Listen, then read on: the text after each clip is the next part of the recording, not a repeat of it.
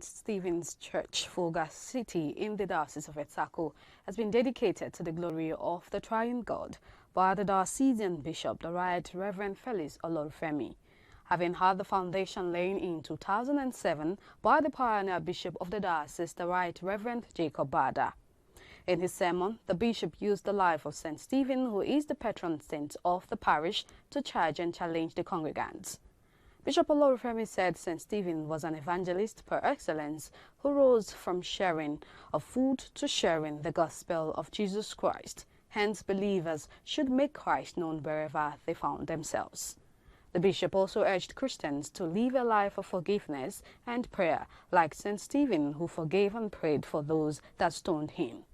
Other highlights of the service were the dedication of the various parts of the church, such as the belfry, baptismal font, lectern, pulpit, chancel step, prayer desk, as well as the giving of awards, cutting of cake, blessing of the land, and presentation of the deed of dedication to the church through the Vicar, Archdeacon Venerable Godgive Okereke.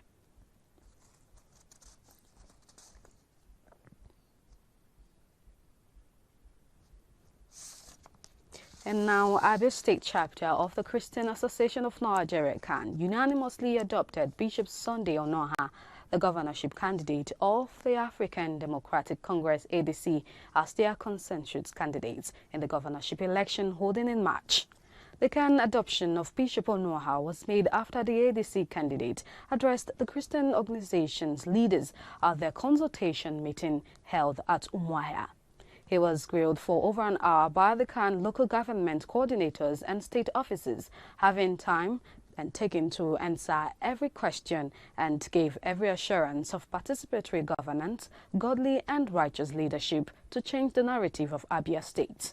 Speaking at the meeting, the chairman of Acnn Abia State, Apostle General Emmanuel Agomdi, urged the Acnn leaders to take the message down to their local government areas and communities.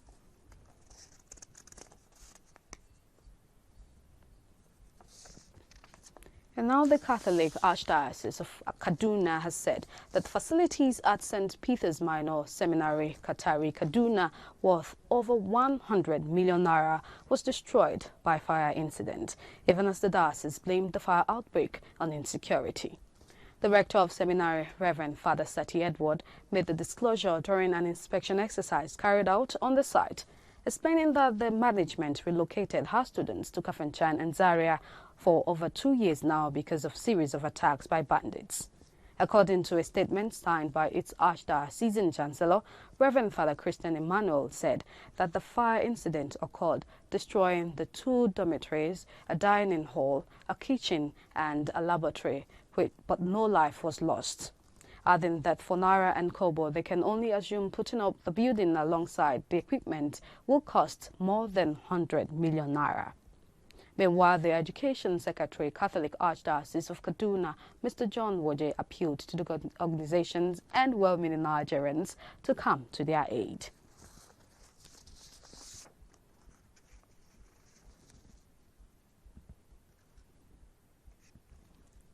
Oyo State Governor Seyi Makinde has met separately with the leadership of the Christian Association of Nigeria and Muslim clerics in the Oridre local government area of the state over his second term bid. Makinde, in a statement made available by his chief press secretary, Taiwo Adiza, declared that his administration was set to turn the 5 local governments area in Obomosho zone into agro-industrial processing zones. The governor, while addressing Acnn leaders at the First Baptist Church in Ikoyi-Ile, maintained that the state is progressing in terms of economic emancipation, adding that the present administration has laid the necessary foundation for the economic prosperity of the state by connecting all the zones in the state. In his remarks, Acnn General Secretary Obomosho Zone Sunday Olojede commended Makinde on the numerous commendable projects his administration has undertaken in the zones.